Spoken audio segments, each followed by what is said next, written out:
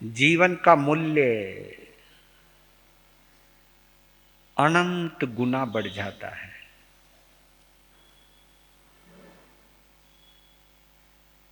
जब हमारा जीवन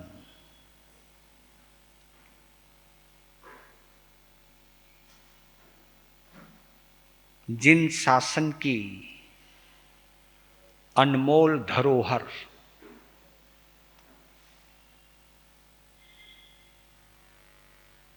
इस युग के अंतिम तीर्थंकर, जिनके शासन के हम सभी सदस्य हैं,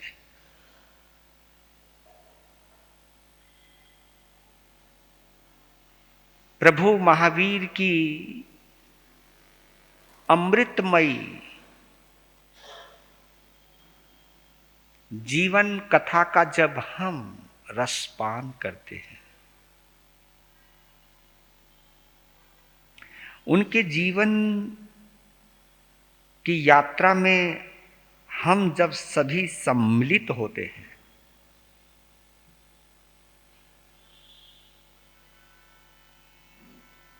उनकी जीवन यात्रा को जब हम अपनी श्रद्धा और आस्था की आंखों से देखते हैं,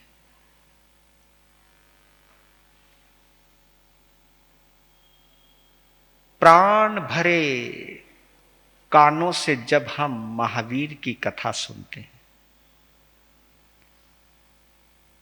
तो सचमुच महसूस करो तो ये जीवन धन्य हो जाता है।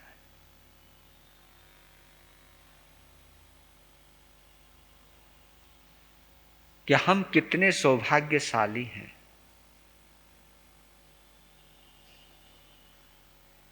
कि हम उनसे जुड़े हैं जो इस जिन शासन के स्वामी हैं। शासनपति भगवान महावीर हैं। तो उनकी कथा में हम प्रवेश करें, उससे पहले आज एक गीत का आनंद लेते हैं, अपने आप को समझाते हैं। बस यही चीज मुश्किल है, दूसरे को समझाना बहुत आसान है और स्वयं को समझाना बहुत मुश्किल है। फिलहाल हम एक गीत के माध्यम से अपने आप को समझाते। जिंदगी कितनी अनमोल है, वृथा यूं ही चली जा रही है। जिंदगी कितनी अनमोल है, वृथा यूं ही चली जा रही है। तूने अनजान जाना नहीं, आखिरी जो घड़ी आ रही है। तूने अनजान जाना नहीं, आखिरी जो घड़ी आ रही है। जिंदगी कितनी अनमोल है, वृथा यूं ही चली जा रही है। तूने बच्चों से लग मेल में, खोया बचपन यूं ही खेल में। तूने बच्चों से लग मेल में, खोया बचपन यूं ही खेल में। अपना सब कुछ लुटाता रहा, तुझको कुछ भी खबर ना रही है। अपना सब कुछ लुटाता रहा, तुझको कुछ भी खबर ना रही है। जिंदगी कितनी अनमोल है, वृथा यूं ही चले जा रही है, तूने अनजान जाना नहीं, आखिरी जो घड़ी आ रही है। मद भरी इस जवानी में भी अपने मन को न रोका कभी, मद भरी इस जवानी में भी अपने मन को न रोका कभी, रहा विषयों का रस विषयों का पीता रहा, प्यारा जीवन संवारा नहीं, रस विषयों का पीता रहा, प्यारा जीवन संवारा नहीं। जिंदगी कितनी अनमोल है,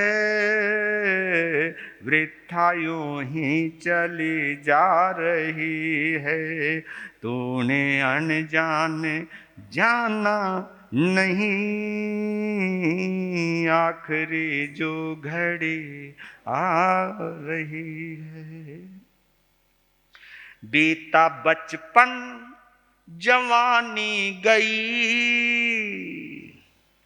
बेटे पोते भी अब हो गए, बीता बचपन जवानी गई, बेटे पोते भी अब हो गए, रात दिन नींद आती नहीं, माया ठगनी ही नींद खा रही है, रात दिन नींद आती नहीं, माया ठगनी ही नींद खा रही है। जिंदगी कितनी अनमोल है, वृथा यूं ही चली जा रही है, तूने अनजान जाना नहीं, आखिरी जो घड़ी आ रही है।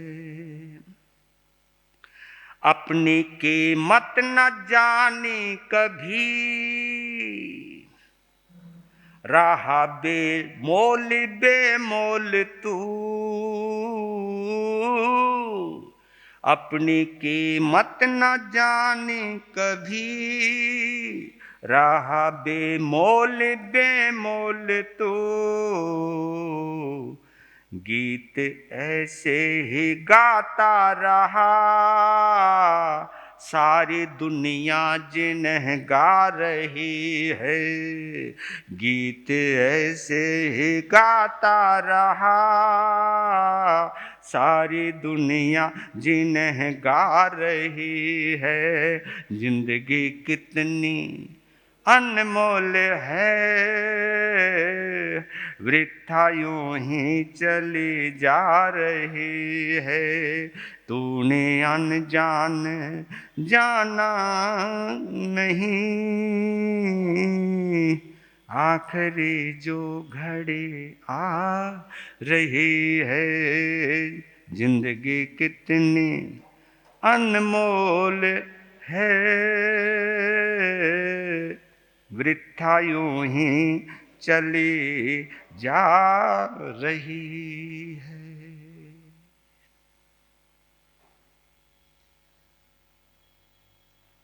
हमें पता ही नहीं चलता कि जिंदगी कितनी अनमोल है, और इस अनमोल जिंदगी को हम मूल्यहीन वस्तुओं के लिए बर्बाद किए जा रहे हैं। मूल्यहीन ही है कि जिन चीजों को हमने तन मन धन सब लगा के खरीदा, प्राप्त की,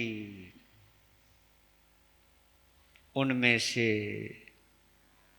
एक भी तो चीज हमारे साथ नहीं जाती।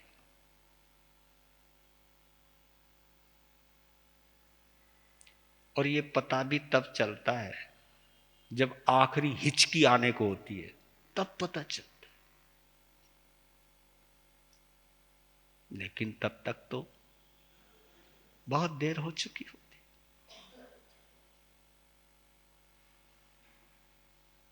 ये महावीर की कथा इसलिए सुना रहा, ये जिनवानी आपके कानों में इसीलिए डाल रहा हूं कि समय रहते चेत जाओ, वक्त रहते जाग जाओ।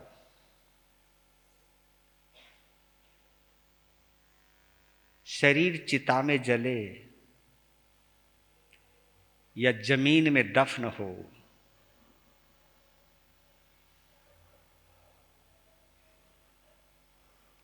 उससे पहले आत्म चिंतन के आधार पर कुछ ऐसे परिवर्तन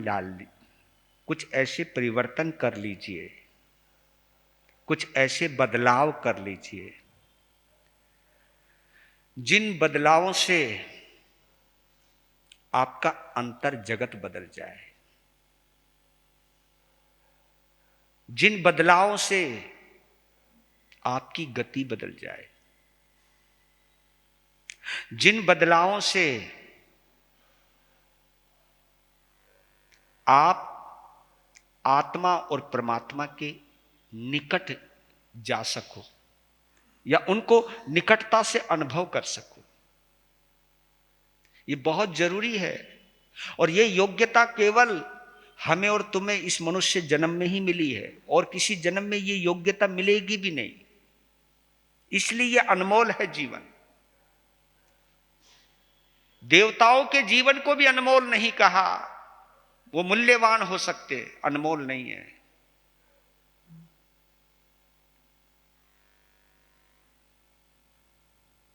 नारकी के जीवन को मूल्यहीन कहा है, वो भी अनमोल नहीं है।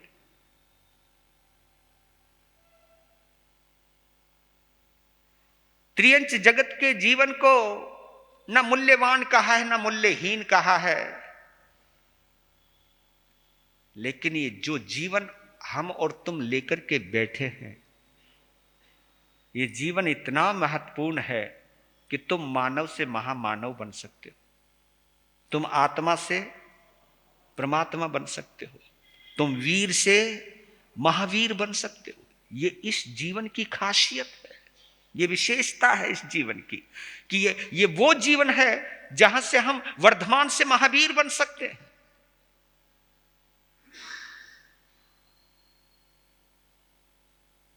ये वो जीवन है जहां हम चक्रवर्ती से भी आत्म सम्राट बन सकते हैं, तीन लोक के मालिक। चक्रवर्ती तो केवल 6 खंड का अधिपति होता है, वासुदेव 3 खंड का अधिपति होता है। लेकिन जो आत्म विजेता होता है, अरिहंत परमात्मा होता है, वो 3 लोक का मालिक होता है। उसे ही हम त्रिलोकेश्वर कहते हैं, उसी को हम जगतपति कहते हैं, उसी को हम देवाधिदेव कहते हैं। और उसकी कथा सुनने को मिल रही है हमें। क्या ये कम सौभाग्य की बात है?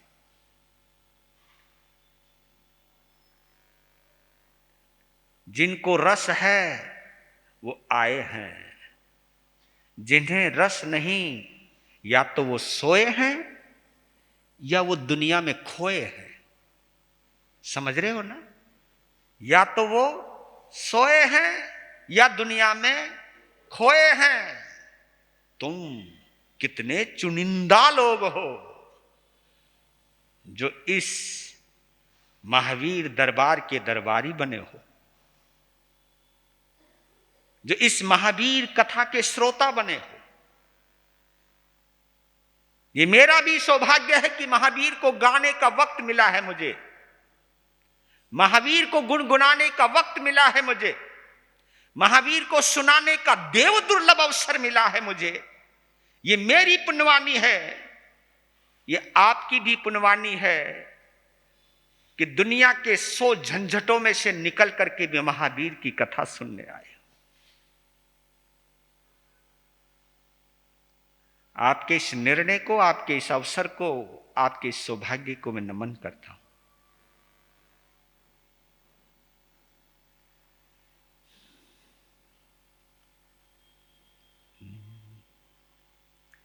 महावीर कथा को श्रवण करो, तुम्हें आत्म भाव में रमन करो।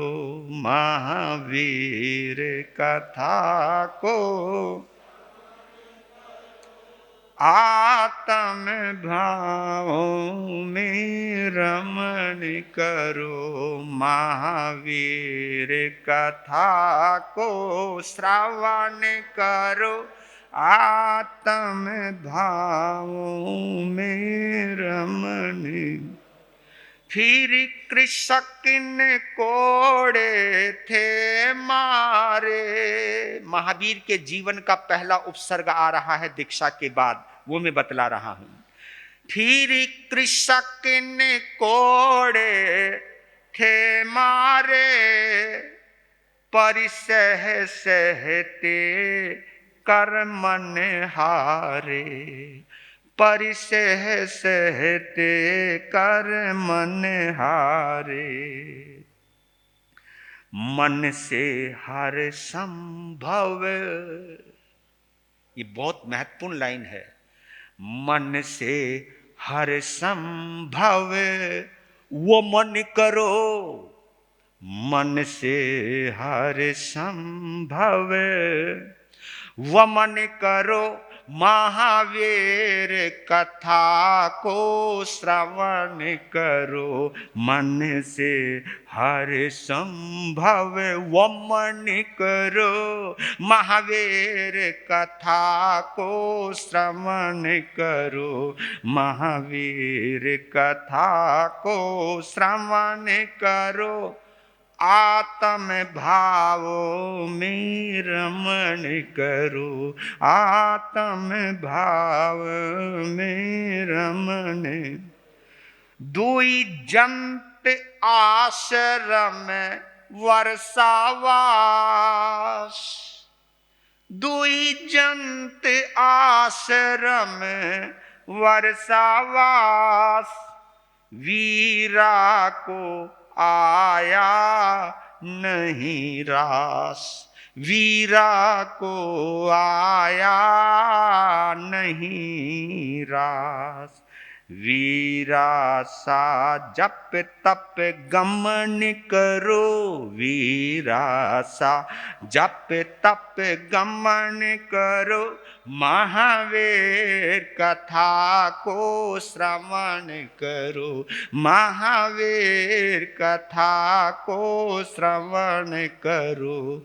महावीर कथा को श्रवण करो। तुम आत्म भाव में रमण करो। महावीर की कथा के माध्यम से हम आत्म भाव में, यानी अपने स्वभाव में रहने का, जीने का और उसे महसूस करने का शुभ अवसर है। ये महावीर की कथा नहीं, मैंने शुरुआत में बोला था आप लोगों को, ये महावीर की कथा नहीं, ये हम सबकी कथा है। ये इस आत्मा की कथा है। इस आत्मा से परमात्मा बनने की कथा है। जो आत्मा प्रभु महावीर के पास थी, वही आत्मा हमारे पास है। जैसे महावीर निगोद से निर्वाण तक पहुंचे हैं, ये हमारी भी नियति हो सकती है, ये हमारी भी खुशकिस्मती हो सकती है, ये हमारी भी संभावना हो सकती है, और ये संभावना लेकर के हर आत्मा आगे बढ़ रही है। बस इतना ही फर्क है,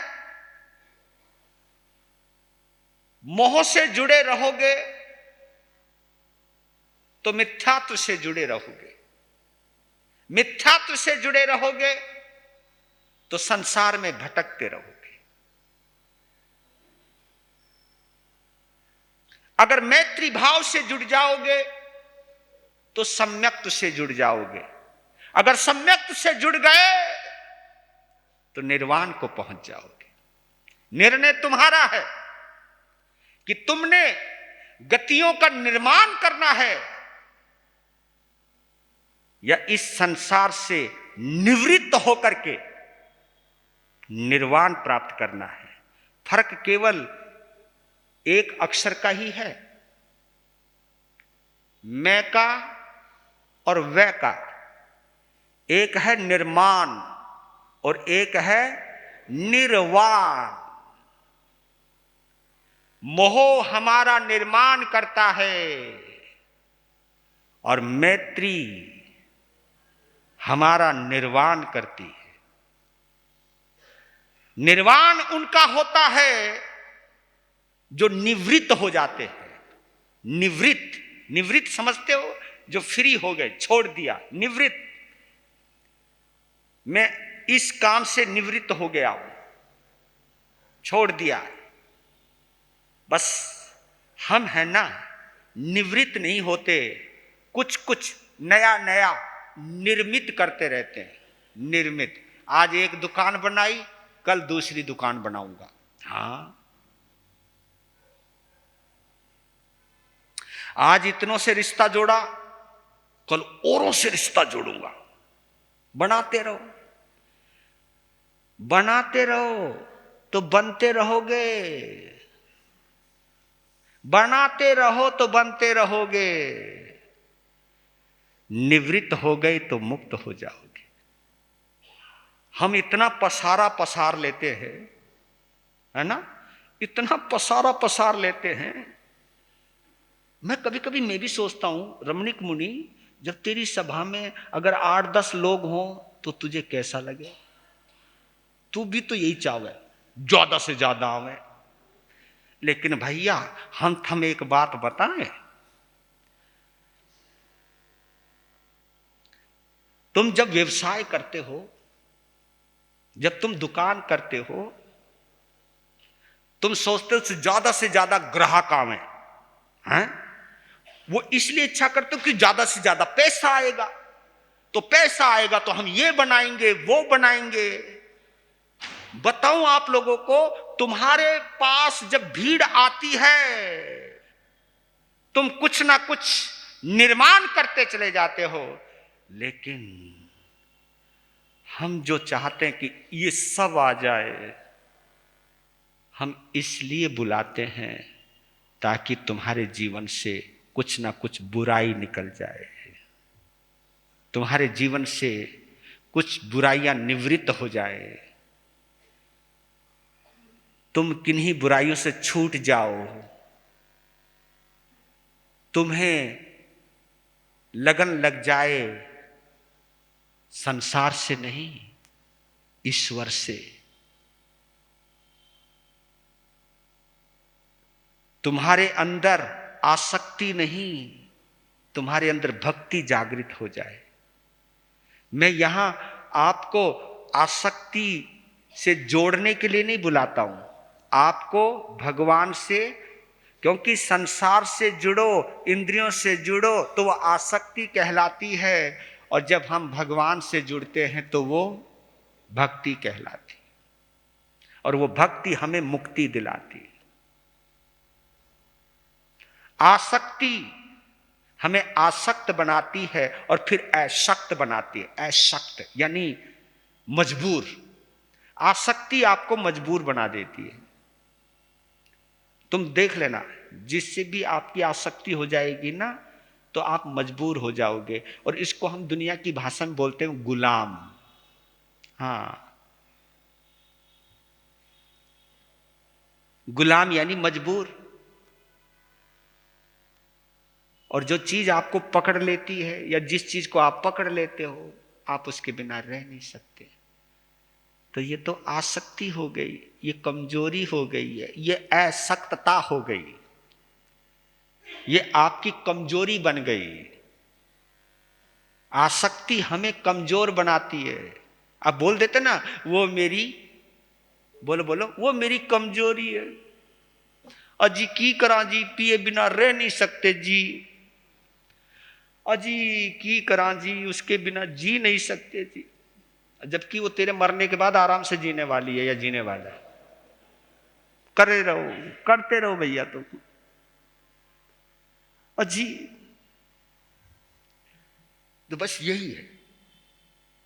इसलिए कहता हूं कि मोह आसक्ति को जन्म देता है, मैत्री भक्ति को जन्म देती है, और भक्ति मुक्ति की रचना करती है। तभी तो देखो, प्रभु महावीर जैसे ही दीक्षित हुए, कल आपने दीक्षा कल्याणक सुना, ये आपका सौभाग्य है, ये मेरा भी सौभाग्य है कि उस दीक्षा कल्याणक के हम, क्या नजारा था। आहा भाई, मैं तो आनंद में आ गया था। तुम्हें नींद के लटके आ रहे हो तो मैं क्या करूं। अपन तो आनंद में थे। हम महावीर के साथ मुक्ति में तो नहीं जा सके, लेकिन इस कथा के माध्यम से हम महावीर के दीक्षा कल्याणक को मना रहे थे। जिस चंद्र प्रभा शिविका में प्रभु महावीर बैठे हुए हैं, और जिस हजार शिविका है जिसे देवता इंद्र मिलकर के उठा रहे हैं, हम तो ऐसा महसूस कर रहे थे कि हम भी महावीर की शिविका को कंधा लगा रहे थे। जय हो प्रभु महावीर की जय हो, वर्धमान भगवान की जय हो। हम यही महसूस कर रहे थे। और ये महसूस करना और उसमें डूब जाना, उसमें निमग्न हो जाना, अपने परमात्मा के आभा मंडल के साथ कनेक्टेड हो जाना, उसके साथ एकाकार हो जाना। ओह, सच कहता हूं कि जब भी आप ऐसे निरासक्त, निरपेक्ष, अरिहंत परमात्मा के साथ जुड़ते हो तो उनकी पवित्रता आपके हृदय को पवित्र कर देती है। धन से जुड़ोगे, दिल मैला हो जाएगा, क्योंकि धन है ही, धन तो वैसे भी हाथ की मेल कहा है ना। धन की क्या बोलते हैं हम, धन तो हाथ का मैल है। धन से जुड़ोगे, दिल मैला हो जाएगा, क्योंकि दिल मैला किए बिना आप धन कमा नहीं सकते। धर्म से जुड़ोगे तो दिल उजला हो जाएगा, क्योंकि उजलापन आए बिना आप धर्म कर नहीं सकते। जितना उज्जवल भाव उतना ही धर्म ध्यान, जितने गंदे भाव उतना ही या तो आर्त ध्यान या रौद्र ध्यान। तो ये कथा इसलिए सुनाई जाती है ताकि कथा के माध्यम से ही सही हम धर्म, धर्मात्मा, परमात्मा से थोड़ी देर अपना तादात्म्य स्थापित कर सके, अपना मानसिक संबंध स्थापित कर सके।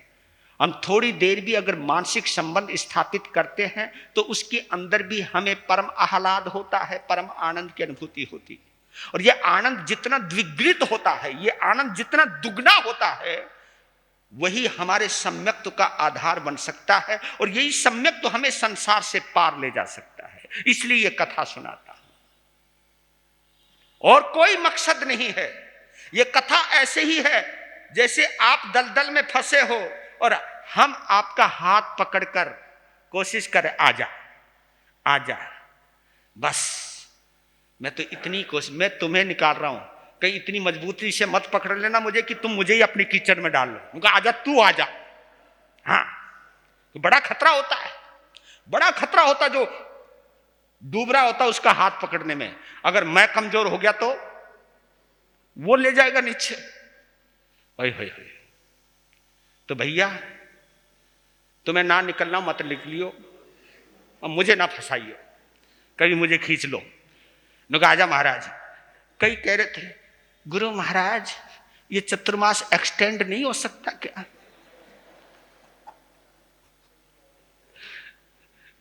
ये चतुर्मास बढ़ाया नहीं जा सकता?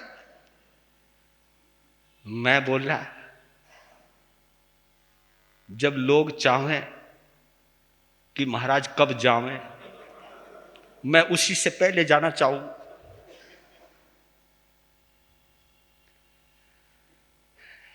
बताऊं, जो ये धारावाहिक चलाते हैं, सीरियल चलाते हैं, उस सीरियल को उस मोमेंट पर बंद करते हैं है जहां तुम पूरी तरह एक्साइट होते हो, उसी समय बंद कर देता है। आपकी स्थिति मालूम क्या था? अभी बंद कर लो तो। और यही चीज है जो तुम्हें कल दोबारा वो कनेक्ट करती है। तो ये तो बहुत अच्छी बात है। चतुर्मास 4 महीने का है, मैं तो और भी कम करवाना चाहूं था।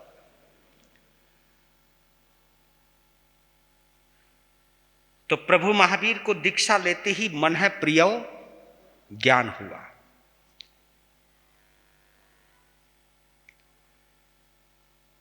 और देखो जैसे ही नमो सिद्धानम किया, 3 बार नमो सिद्धानम, क्योंकि जो अरिहंत ये स्वयं बुद्ध है, स्वयं बुद्ध। और जो स्वयं बुद्ध होते हैं उनका कोई गुरु नहीं होता, क्योंकि उनका गुरु आत्मा ही होता है, उनका गुरु अंदर ही होता है, उनका गुरु बाहर नहीं होता। इसलिए जिनका गुरु अंदर होता है उसको हम स्वयं बुद्ध कहते हैं, जिनका गुरु बाहर होता है उसे हम प्रत्येक बुद्ध कहते हैं। यानी किसी के माध्यम से वो जागृत हुआ है, किसी के उपदेश से वो जागृत हुआ है, किसी के कहने से वो धर्म के रास्ते पर आया है, किसी के कहने पर उसका जीवन बदला है। और जितने तीर्थंकर होते हैं ये स्वयं बुद्ध होते हैं, ये स्वयं उनका गुरु अंदर ही है, और गुरु अंदर ही होता है। हाँ, देखा जाए मेरी भी ताकत नहीं है तुमको सही रास्ते पे चला सकूं, बस मेरा एक ही पुरुषार्थ होता, तुम्हारे अंदर के गुरु को जगा सकूं। क्योंकि आखिर समझाएगा तो वही तुम्हें समझाता है। बस मैं आपके अंदर के गुरु को जगाने की कोशिश करता हूं। जगाने की कोशिश करने के लिए हम संत बने हैं कि आपका अंदर का गुरु जाग जाए। उस गुरु का नाम है विवेक, उस गुरु का नाम है सम्यक ज्ञान, उस गुरु का नाम है सम्यक बोध, उस गुरु का नाम है कि इस संसार की नश्वरता को जान सको और धर्म की और आत्मा की अमरता को पहचान सको।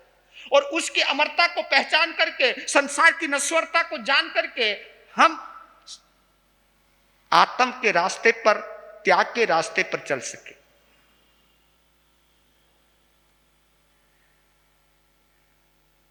जैसे ही क्रेमी भंते सामायम सब्बम सावजम जोगम पचखामी बोला, प्रभु महावीर ने राह पकड़ ली जंगल की। वाह, वैशाली के राजकुमार, कुंडलपुरी के लाल, त्रिशला के दुलारे, राजा सिद्धार्थ के नयन सितारे, और भ्राता नंदी वर्धन की धड़कन, सभी रिश्तों को तोड़कर महावीर चल पड़े। उन्होंने पीछे मुड़कर नहीं देखा। हजारों जनता खड़ी है, अपने दिल के राजकुमार को जाते हुए देख रही है। एक बार भी पीछे मुड़कर ये नहीं कहा बाय। एक बार, ये बाय बड़ा खतरनाक है, हम समझ नहीं पाते। ये इंग्लिश के शब्द बड़े जबरदस्त हैं। हाँ, जैसे कोई मिले बोलते हो हाय, और आप कहते हो रिस्पॉन्स दिया, और ये कमाल है, हाय भी हंस के करते हो। हाय, तुम जानते नहीं हाय का मतलब क्या है? मालूम है इसका मतलब ये होता है हाय कहां से टपक गया। और बाय का मतलब है बला टली, बाय। जब भी तो तुम हंस के बोलते बाय यानी जा। ये हाय और बाय यही कहती है, क्योंकि बाय करने वाला यही कहता है अभी हमको तुम्हारे में इंटरेस्ट है, हम दोबारा फिर हाय करेंगे। करते रहो हाय और बाय, संसार में अटके रहोगे। लेकिन जैसे ही महावीर गए, पीछे मुड़कर नहीं देखा। कैसे नहीं देखा? ऐसे ही नहीं देखा कि जैसे सांप केंचुली को छोड़ता है ना, केंचुली होती है उसकी, वो तो सपेरे ज्यादा जानते हैं, आप लोग तो सांप को देखते वैसे डर जाओ। और मैं गारंटी से कहता हूं सांप यहां निकल आए, तुम एक जना भी बैठा हुआ नहीं रहेगा यहां। ये तो अच्छा है, सब सुरक्षित है यह मामला। हाँ, अरे कमाल हो गया, एक छोटा सा पिल्ला आ गया कथा के अंदर, हुई हुई हुई हुई हुई हुई। और मैं कथा कर रहा, मैं बोले ये मैंने हुई हुई तो मैंने कुछ सुनाया नहीं, तब पता चला एक छोटा सा पिल्ला, पिल्ले से डर गए।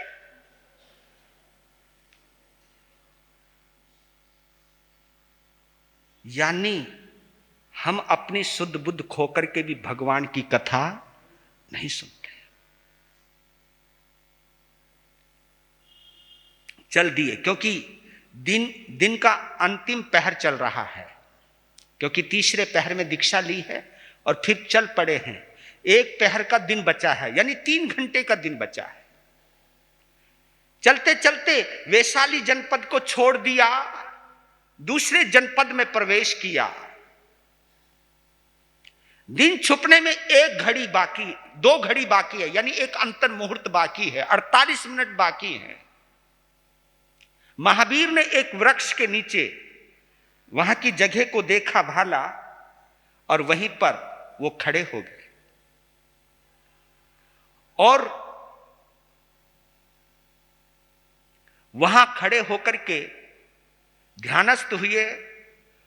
और वो गांव के बाहर का एक हिस्सा है, और उस गांव का नाम करमार गांव है, करमार ग्राम। और आपको बतला देता हूं, जब भगवान ने दीक्षा ली उस वक्त उनका बेला था, यानी दीक्षा लेने से पहले ही उन्होंने अंजल त्याग कर दिया था। जिस दिन दीक्षा ली उस दिन उनका बेला था। ध्यानस्थ हो गए। वहां एक घटना घटित हुई। एक किसान बैलों की जोड़ी लेकर आया और वृक्ष के नीचे महावीर खड़े, और जैसी वृक्ष के पास पहुंचा उसके दिमाग में एक चीज आई, अरे बैलों को बांधने वाला खूंटा तो मैं घर में ही भूले आया। खूंटा होता ना, खूंटा वो उखाड़ के लाना था। एक खूंटा ऐसा था वो गाड़ देता था, उनको बैलों से बांध देता था। उसने कहा, वो बाबा मैं जरा खूंटा भूल आया, इतने तू इन्हें देखना और मैं अभी आता हूं। ये भी नहीं सोचा भले मानस ने कि तेरी बात का जवाब दिया या नहीं दिया, बस उसने कहा और चला गया। आया तो देखा बैल गायब हैं। उसने ढूंढना शुरू किया, ढूंढते ढूंढते चक्कर गया कि बैल कहां चले गए। हाँफता हाँफता वहां आया, वापिस देखा दोनों बैल वहां बैठे। अब किसान मोटा दिमाग, क्योंकि ये ज्यादा सोचते नहीं है, उसने सोचा भाई ये जो बाबा है ना कोई ढोंगी मालूम देता है।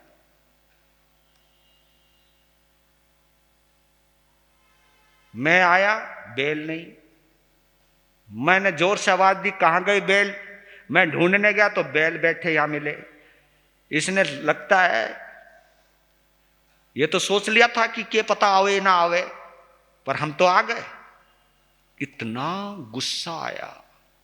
जो रस्सा था ना बैलों को बांधने का, उसी का हंटर बना दिया। आहा, पहला उपसर्ग। महावीर ध्यान में खड़े हैं। पहले तो उस किसान ने गालियां दी। जो शब्द महावीर ने आज तक नहीं सुने थे वो शब्द सुने, और उसके अंदर कितनी नफरत है, उसके मन में कितने द्वेष के भाव हैं। क्योंकि महावीर तो मन है प्रिय ज्ञानी। मन है प्रिय ज्ञान का मतलब जानते हो आप? क्या बोलेगा कोई? मन है प्रिय ज्ञान, यानी इसका मतलब होता है मन की अनंत प्रियायों को जो जानता है। प्रियाय, प्रियाय यानी जो मन में जो उमड़ते घुमड़ते भाव, ये सब प्रियाएं हैं। अभी कुछ, अभी कुछ, अभी कुछ, अभी कुछ, ये सब मन की क्या है? प्रियाएं हैं, प्रियाय। और देखिए प्रभु महावीर जो तीर्थंकर होता है, चतुर्थ ज्ञान का जो धारी होता है, आपके मन में क्या है और किस तरह के भाव उमड़ रहे हैं, घुमड़ रहे हैं, सब कुछ जानते देखते हैं। लेकिन कमाल की बात है, कमाल की बात है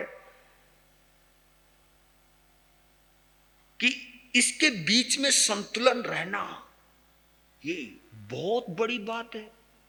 मैं सच बताऊं, मुझे पता चल जाए मेरे सामने जो बंदा आया है वो मेरे लिए बहुत अच्छे विचार रखता है, तो उसको देखते हमारी आंखों में चमक आ जाती है। और हमें एक अंदाजा लग जाए कि जो बंदा आया मेरे लिए गंदी सोच रखता है, तो बोलो आप अपने दिल को चेक करो, ये पता लग जाए कि ये बंदा मेरे लिए अच्छी सोच नहीं रखता, क्या उसके प्रति आपको प्रेम आएगा? और अभी तुमको अंदाजा ही है, तुम्हें पता नहीं है, पता नहीं है, तुम अंदाजा लगा रहे हो क्योंकि उसने तब बुरा किया था, तब बुरा किया था, तो जब बुरा किया तो अब कौन सा अच्छा करने वाला है? आप सब अंदाजा लगाते हो। महावीर ने कोई अंदाजा नहीं लगाते, जो होने वाले तीर्थंकर हैं वो कोई अंदाजा नहीं लगाते, क्योंकि अंदाजा वो लगाता है जो कंफ्यूज हो। वहां तो सब कुछ सामने सामने। उसके क्रोध को देखा, उसकी गालियां जो निकली हैं, और जब उसने रस्सों से मारना शुरू किया, देखो एक राजकुमार जो फूलों की सेज पे, क्योंकि एक सवाल उभर करके आता है, मैं इस सवाल का जवाब देना चाहता हूं, क्योंकि प्रभु महावीर राजमहल में भी साधना कर रहे थे, निरासक्त थे, वो ध्यानस्थ रहते थे, खाते पीते भी निरासक्त रहते थे। दुनिया में वो रहे हैं तो कमल की तरह रहे हैं, जल में रहते हुए भी, कीचड़ में रहते हुए भी उससे निर्लिप्त रहे हैं, ऊपर रहे हैं। तो एक सवाल उठा कि ऐसी निर्लिप्त साधना तो महल में भी हो सकती थी, तो जंगल में आने की क्या जरूरत थी? मैं आपको बताऊं, अभी तक महावीर महलों में रहकर के जो कर रहे थे वो उनकी स्टडी थी, वो उनका अध्ययन था। और दीक्षा लेकर के जो जंगल में आए हैं, वो जंगल नहीं है, वो इतना बड़ा एग्जामिनेशन हॉल है उनका, जहां परीक्षा दी जाती है, उसको क्या बोलते हैं हम? Examination hall. स्टडी रूम अलग होता है और एग्जामिनेशन हॉल, वहां आप नकल नहीं कर सकते, बेशक आज लोग करते हों। एग्जामिनेशन हॉल में नकल करने की कोई इजाजत नहीं है। आपने क्या सीखा है, आपके दिमाग में कितना है, वो आप लिखिए और आप ये देखिए, आपकी स्टडी कितनी भी बड़ी, कितनी भी अच्छी क्यों ना हो, लेकिन हर विद्यार्थी को स्टडी करने के बाद एग्जामिनेशन से गुजरना ही पड़ता है। एग्जामिनेशन ही निश्चित करता है कि तुमने इस कक्षा को उत्तीर्ण किया है या नहीं, आप अगली कक्षा में बैठने के योग्य हो या नहीं, ये कौन निश्चित करता है? स्टडी या एग्जामिनेशन हॉल? ये एग्जामिनेशन हॉल, ये परीक्षा भवन, वो निश्चित करता है कि जो क्वेश्चन आपको दिए गए वो क्वेश्चन आपने प्रॉपर किए या नहीं किए। अगर नहीं किए हैं तो आपको दोबारा उसी कक्षा में बैठना पड़ेगा।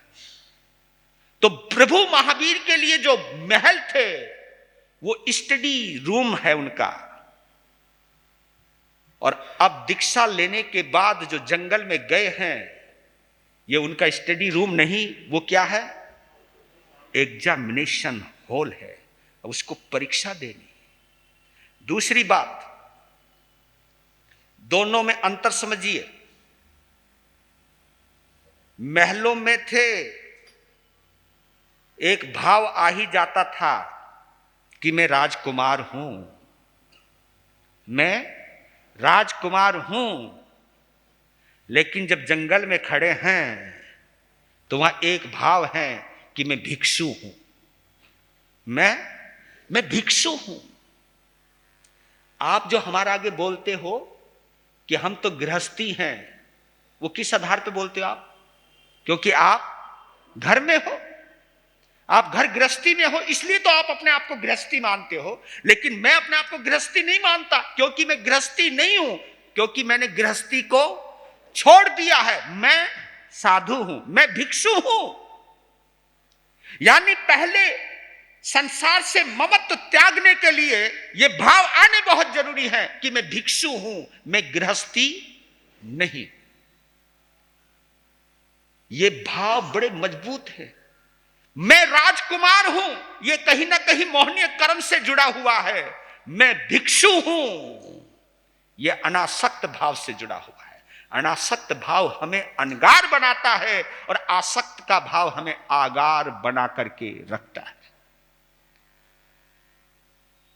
और देखिए, ऊपर सकेंद्र को एक आदत थी, आपको मैंने पहले भी रिपीट किया था, पता नहीं आपको याद क्यों भूल जाते हो आप लोग। इंद्र की एक आदत थी कि जैसे महावीर का च्यवन हुआ, मां त्रिशला के गर्भ में आए, उनका जन्म हुआ, तो वो बार बार इस धरती को देखते रहते थे। और धरती पर भी किसको देखते थे? वो महावीर को देखते थे। मेरे प्रभु क्या कर रहे हैं, वो कैसे खा रहे हैं, कैसे पी रहे हैं, कैसे जी रहे हैं, कैसे खेल रहे हैं। वो उनकी बाल लीलाओं को भी देखा है, उनकी भोजन करने के तरीके को भी देखा है, उनकी माँ के लाड़ को भी देखा है, उनके प्यार को भी देखा है। उन्होंने माता पिता को संथारा करवाया और क्या क्या प्रेरणा दी वो भी देखा। वो हर चीज को देखते रहते थे, बार बार। जैसे आप है ना 8:15 बजे से या 8:30 बजे से आप यहाँ आते हो, आपके दिमाग में रहता ना कि चलें पहुंचे, आप यहाँ आते हो, तो वो भी कुछ ना कुछ ऐसा समय रहता था कि जब वो महावीर को देखते रहते थे। कौन? सकेंद्र देखते रहते थे। तो एकदम जैसी नजर पड़ी तो क्या नजारा आया है?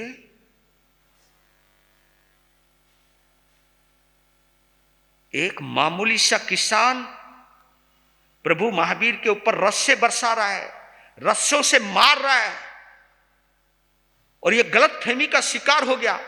एकदम शू पलक झपकते नीचे आए और किसान का मारते हुए हाथों को पकड़ा, कहा कि क्या कर रहे हो तुम? तू जानता नहीं कि ये तेरे बैल को चुराएंगे? पागल, ये राजा सिद्धार्थ के राजकुमार वर्धमान है, ये राजा नंदीवर्धन के भाई हैं, तू कर क्या रहा है? इतना सुनती रस्सा छूट गया, जी गलती होगी, अपन तो समझे कोई मोटा था, हमने तो समझा कोई बाबा है। वो थर थर कांपने लगा, माफ करियो जी, चल दियो। इंद्र ने भगवान से कहा, ये तो प्रारंभ है प्रभु, अभी तो आपको उपसर्ग और परिसहों की भट्टी में तपना पड़ेगा। और मैं आपका भक्त हूं क्योंकि मैं आपको बचपन से देख रहा हूं। मेरा कोई दिन नहीं जाता है जब मैं आपके दर्शन नहीं करता हूं।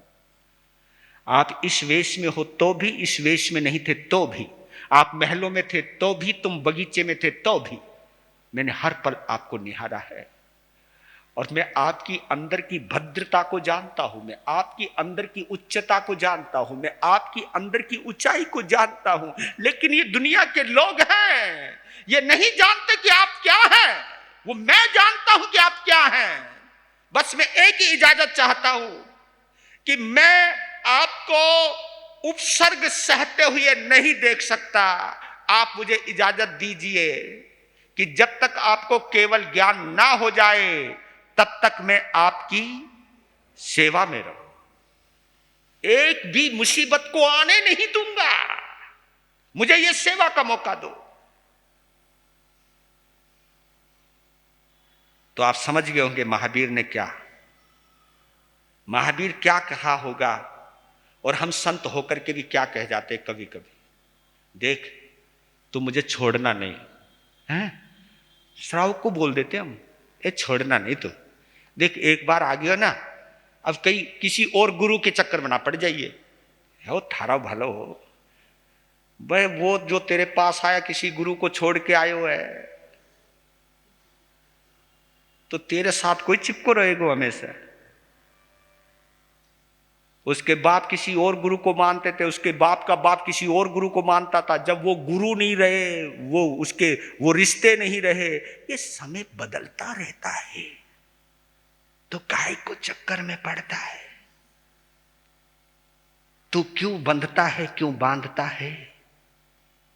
तू तो मुक्त होने के लिए बना है, तो मुक्ति का रास्ता बता। तो किसी को बंधन में ना डाल। ये भाव हमारे अंदर आने चाहिए। लेकिन सच कहता हूं, हम महावीर के साधु होते हुए भी ये भाव नहीं आते। हमारे भाव ये रहते हैं, मारो श्रावक कहीं और ना चला जा, ओए होए। और संतों को कभी पता चल जावे कि मारो बंदो किसी और संत के पास चलोगे हो, तो मालूम है वो साधु उस बंदे से सीधे मुंह। तुम क्यों बोले? मैं बोल ही तो रहा था। काहे को तुम बार बार बोल देते यार? कोई बात नहीं, तुम्हारी तकलीफ है, जानता हूं। ये जो चीज है ये कहीं ना कहीं हमको महावीर से नहीं जोड़ती, मोहनीय कर्म से जोड़ती है, मिथ्यात्व से जोड़ती है। हम मिथ्यात्व के पोषक बन जाते। कहा कि इंद्र आज तुम आ गए, तुम समझ रहे हो मुझे उसकी मार से कष्ट नहीं हो रहा था, आनंद आ रहा था। पुराना हिसाब किताब कुछ चुकता हो रहा था, तुमने व्यवधान डाल दिया। और सुनो, केवल ज्ञान किसी के सहयोग से नहीं प्राप्त होता, केवल ज्ञान स्वयं के पुरुषार्थ से प्राप्त होता। आगे से अगर तुम मेरे भक्त हो, मुझे मानते हो, तो मेरी साधना में दखल नहीं देना, क्योंकि रास्ता मैंने चुना है। मैं परीक्षा दे रहा हूं, मुझे किसी की नकल नहीं चाहिए। क्योंकि ऐसा लगता है ना, किसी विद्यार्थी को कोई नकल करवावे तो बहुत अच्छो लगे। तो मैं बताऊं, नकल से पास तो हो सकते हो आप, लेकिन अपना व्यक्तित्व तुम बना नहीं पाओगे।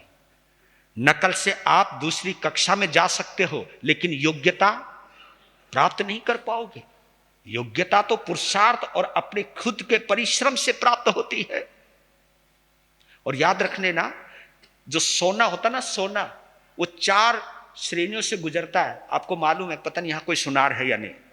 जो स्वर्ण क्वार होता है वो जानता होगा, सोना 4 परीक्षाओं से गुजरता है। सबसे पहली परीक्षा, सोने को लेते पहले घिसते है ना, घिसने से शुरू होता मामला। घिसने से पता चल जाता है ये असली है या, पहले तो कसौटी पर घिसते हैं, हाँ, फिर उसे काटते हैं, फिर उसे तपाते हैं, तपाने के बाद उसे छोटी सी हथौड़ी से टुक टुक टुक पीटते, तब जाकर के वो क्या बनता है? आभूषण बनता है। तब वो जाकर के श्रृंगार का साधन बनता है। ऐसे ही मनुष्य की परीक्षा है। इसकी शुरुआत कहीं ना कहीं भैया त्याग से होती है, कर्म से होती है, सहनशीलता से होती है। और जब हम इस दौर से गुजरते हैं, तभी पता चलता है कि हमारे अंदर कितनी सहनशीलता है। रिश्ता चाहे गुरु का हो, चाहे माता पिता का, चाहे पुत्र का हो, चाहे बहू का हो, चाहे सास का हो, रिश्ता सहनशीलता से निकलता है। और आज रिश्ते कमजोर क्यों पड़ गए? क्योंकि किसी में सहनशीलता नहीं है। आज आने वाली बहू जो सोचती है ना, बस कमाल की बात है। एक लड़की आई हमारे पास, बोली गुरु महाराज जी और कुछ भी आशीर्वाद दो या ना दो चलेगो, एक आशीर्वाद दो, मारी सास नहीं होनी चाहिए। है तेरा भला। उन्होंने कहा तुझे क्या हुआ भाई? अरे बिना सास के तो तेरा पति भी तो नहीं हो सकता। उन्होंने कहा नहीं वो नहीं, आदमी होना चाहिए, आदमी की मां नहीं होनी चाहिए। क्यों जी? अरे गुजरो, इस दर से गुजरोगे, इस जगह से गुजरोगे, तुम्हारे में निखार आएगा। तो ये कष्ट आया और दूसरे दिन पारना हुआ। मैं पारना करवा देता हूं क्योंकि बेले का पारना दूसरे दिन निकला और रात में भी क्या गजब हुआ है।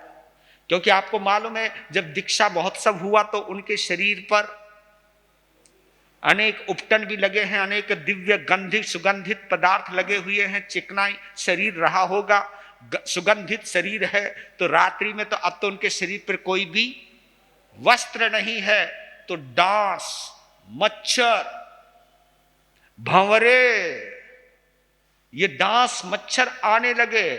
और डांस जो मच्छर थे भी बड़े जबरदस्त थे। हाँ, ये पंचमारे के मच्छर कोई थे कि आपके अलाउट से भाग जाए। अब तो अलाउट से भी नहीं भाग सकते जी, क्योंकि उनको आदत पड़ गई है। हाँ, मामला मिलावट का है। हाँ, गजब हो जाता है। एक आदमी बड़ा दुखी था, उसने सोचा मरी जाऊं, जहर खा लिया। सुबह जब उठा है, सुबह उठा, अरे मरानी में तो यार, इस खुशी में उसने मिठाई खा ली, मिठाई खा के मर गया। या पता नहीं भाई, जहर में मिलावट है, मिठाई में भी। जहर खा के मरो कौन नहीं, मिठाई खा के मर गयो। जब मरने के लिए जो चीज खाई उससे मरो नहीं, और जिसको खाने, जिस खुशी को मनाने के लिए जो मिठाई खाई, अल्लाह, ये हो है पारना। सुबह रात की पीड़ा सहन करे संभाव से दिन निकला, और सुबह का समय, दोपहर का समय ध्यान से निकला। तीसरे पहर में पारने के लिए निकले और उसी करमार गांव के अंदर गए। करमार गांव के अंदर जब गए तो मालूम है, क्योंकि मैं आपको बतला देता हूं, उनका पारना भी किसी सौभाग्यशाली के यहीं हो सकता है। हर किसी के घर में तो भगवान का पारना भी। तो देखो किस्मत किस तरह दगा देती है, किस तरह छल देती है। भगवान को देखा, उनके दिव्य रूप को भी देखा, लेकिन जिनको लाभ नहीं लेना, उन्होंने कहा भाई ये कौन आ गया, ये नंगा कौन, भिखमंगा कौन, लगता कोई चोर है, लगता कोई डकैत है। आगे चल, आगे चल। किसी ने पत्थर मारे, किसी ने कुछ मारे, लेकिन महावीर तो चुपचाप जाते रहे, चलते रहे। गांव के इस कोने से दूसरे कोने में जब पहुंचे तो वहां बहुल नाम का एक ब्राह्मण परिवार था। और जब उस तेजस्वी तपस्वी को आते हुए देखा तो उसकी आंखें चुंधिया गई। देखो ये लिंक है, ये कनेक्शन है, कुछ ना कुछ देखा। ओ इतने बड़े तपस्वी, क्या तेज है। क्योंकि मोहब्बत में देखोगे विशेषताएं नजर आएंगी, अगर राग और द्वेष में भर के देखोगे तो कमियां नजर आएंगी। ये है, ये कोई। और हम संतों को भी बुरा नहीं मानना चाहिए। हम लोग कभी कभी बुरा मान जाते हैं, उसने आहार पानी ढंग से नहीं दिया, उसने हमारे साथ भेदभाव किया। काहे को रे, काहे को तू इतनी चिंता कर रहा है? हर रिश्ता तेरा प्रेम का रहा ही नहीं है। कोई ना कोई किसी ना किसी तरह से अड़चन आ ही जा सकती है, तो तुझे इतना सोचने की जरूरत क्या है? हे महातपस्वी, पधारो, हमारे भिक्षा। विनती करी, महावीर अंदर आ गए। बाहर से बात दी, ओ भगवती, ब्राह्मणी को, क्योंकि इज्जत से बोलना पड़ता है, तुम लोग भी इज्जत से बोला करो। ए भगवती, कुछ बनो है क्या? हाँ, खीर बनी है, खीर बनी। महावीर आए, पहले तो मैं उस आंगन को नमन करता हूं जिसमें महावीर खड़े हैं और उनके हाथ में कोई बर्तन नहीं है। क्या है? कर पात्र। कर पात्र, इसको अंजुरी कहते। अंजुरी। एक चम्मच डाला खीर का, कड़छी। चम्मच तो तुम्हारी खाने की होती है और एक बहराने की होती है। बहराने की चम्मच को चम्मच नहीं कहते, उसको क्या बोलते? कड़छी। हाँ, अरे थोड़ा दमदार चीज है। कड़छी डाले। आप अंदाजा लगाओ कि जैसे ही उन्होंने अपने होठ उस खीर को टच किए, उसी वक्त देवधुंद भी बजने लगी, पुष्प वृष्टि होने लगी, सुगंधित जल की वृष्टि होने लगी और देवदुष्य वस्त्र, एक से एक बढ़िया देवदुष्य वस्त्र ऊपर से बरसने लगे। रतन स्वर्ण वृष्टि होने लगी, सोने की बरसात होने लगी और एक ध्वनि गूंज गई, अहो दानम, अहो दानम, अहो दानम। और पूरा करमार गांव के अंदर एक सुगंधित वातावरण छा गया। लोग अचंभित हो गए कि क्या हुआ ये। सब दौड़ दौड़ के आए। देखा क्या कि बहुल ब्राह्मण का आंगन हीरे जवाहरतों से, स्वर्ण मुद्राओं से भरा हुआ है, सुगंधित जल की वृष्टि हो रही है। अब सभी ने अपना माथा पटा। ये बाबा तुम्हारे पास भी आयो थो। अरे यार, ये तो बड़ो महापुरुष है भाई, हमारी किस्मत ही खराब थी। अब रोते रहो अपने आप कि जिसकी किस्मत। इससे पता लगता है कि भगवान का पारना भी किसी नसीब वाले के घर में। आज पारना महोत्सव मनाया है। वीर नाम के हीरे मोती, गुरु नाम के हीरे मोती मैं बिखराऊं। ले लो